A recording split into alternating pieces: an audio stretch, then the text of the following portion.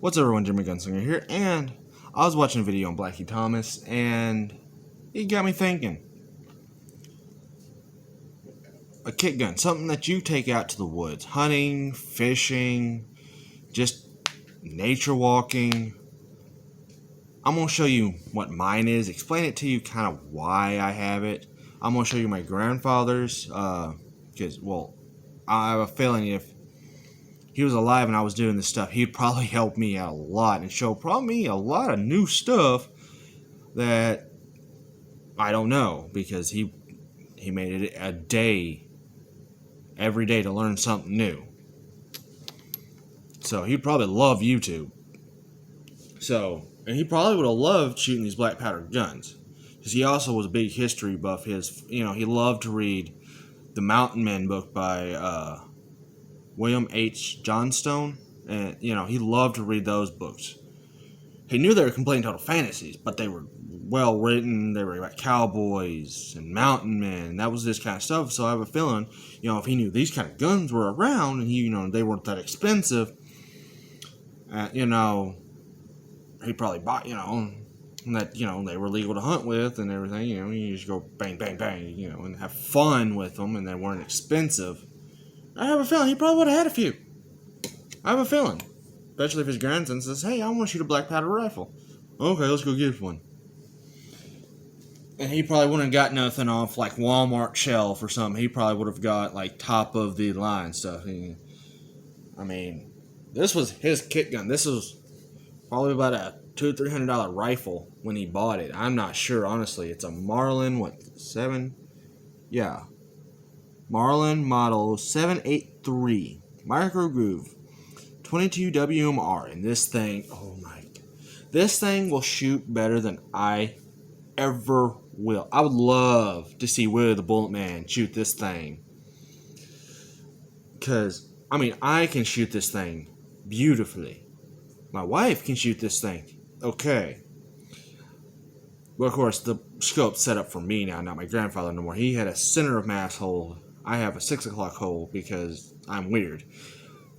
Like I said, I'd love to see Willie the Bullet Man who be on this. He's got a lot more years of experience and everything, and just see what he could do on something like this. I think what would throw him off, though, was the cock on open instead of the cock on close, which most bolt actions are now. And literally, you go, and they've worked out so well that you can't even tell it's clock. But anyway, this is literally everywhere, and you can probably, I don't know how well you can see its age. We'll probably do a video on just this rifle one day, because this is literally got my mother was about 14, 15. She believes is when he got this, and she's pushing her 50 now. Just know that. I know he's had it the whole time I was alive. The bluing's gone off the little bulb here. There's bluing missing, and I've had to keep. I'm chasing rust. I'm literally having to oil this thing like almost monthly, and it's in a case with some air things to pull the moisture out of the air, because I live in Arkansas, and well, if you live in Arkansas or anywhere in the South, especially the Delta area, it's very moistury. But anyway, meet Ginger. And I didn't mean to grab her by the head. Are you okay? This is Ginger. This is what I'm doing, baby girl. Yes, I'm making a video. Say hi. Hi. Alright. Here, get the 45. This would probably be mine. Main reason is because I can load one of any kind of 45 Colt. This is just what I had on hand. I just literally a friend of mine is talking about taking me on a boar hunt, and where you have to have a semi-jacketed hollow point to hunt boar. And I've actually semi-jacketed hollow point, and I can take this because it's where he's at. It's a private thing, and then that private thing has a ruling and it's a bore, you know, you gotta. Kitty cat, no! Okay, I'm back after.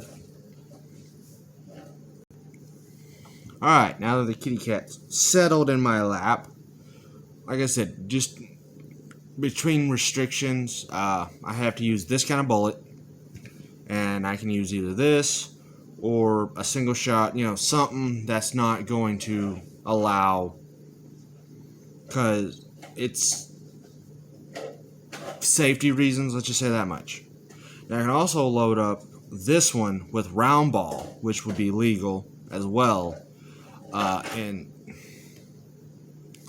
you know, have an extra 6 shots, because I only keep 5 in this one because of these little pins. There's nothing keeping them in the back position, so if something was to accidentally hit those or hit the hammer, and which I mean, it would be kind of hard to do, but they kind of stick out like that, so it wouldn't be as hard. I'm gonna see if I can. I'm trying to get everything. I'm taking my little. Yeah, there's my little pointer. I'll just use this. There we go. If something was to hit that and push it, or hit the hammer, I should say, and push it, you know, hard enough to set off the primer, it could end up in my foot.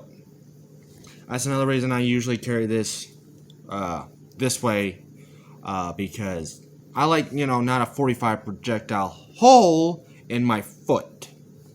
It's not the safest gun, but it works. Every time I pull that hammer back and then pull that trigger, it goes bang every time. Kitty cat. Good lord. This one I can load up 6 because it has those gaps in it. I just have to deal with the kitty cats. They're playing now.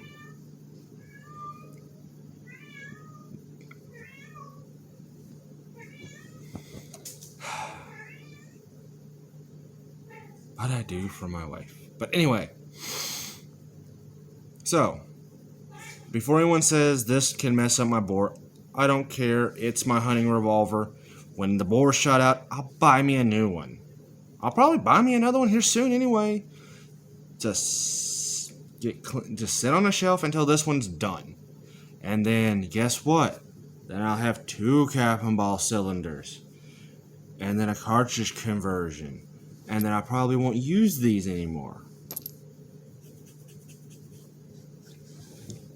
Because I probably won't go to that. Or I'll probably shoot very little of these out of it. Or I'll just use this one to shoot these more modern loads out of the cap and ball, the cartridge conversion cylinder. And then have that one for just cap and ball. Which, I mean, why not? So, but right now, yeah, this one would probably be my kit gun. I want to take hunting, I take fishing, target practice with, take people out and shoot, teach them how to shoot, because I can load the 45 Colts very, very lightly. I mean, I can put 20 grains of black powder in there, filler and the bullet, and it'll still come out the barrel, and it won't be as heavy as a load. And then once I get used to that, I can move up to the 30 grains with a little bit of filler. And they shoot that and get used to that. Then I can put the full bore in there, and they'll be like, oh, okay, yeah, this is a 45. And you know, it's a very, the way the octagonal barrel helps with a lot of that recoil. My wife doesn't like this, so I got a 36. I got the 36, but it's her revolver. Figure that one out. Now, I didn't, and before anyone says anything, no, I bought it strictly for me. Yeah, figure that one out. Anyway, that would be, so tell me what y'all's kit gun is. Something that y'all take out and go hunting. I'm just honestly curious. I've shown you mine, now show me yours. Wow. Anyway, on that perverted note, have a good whatever.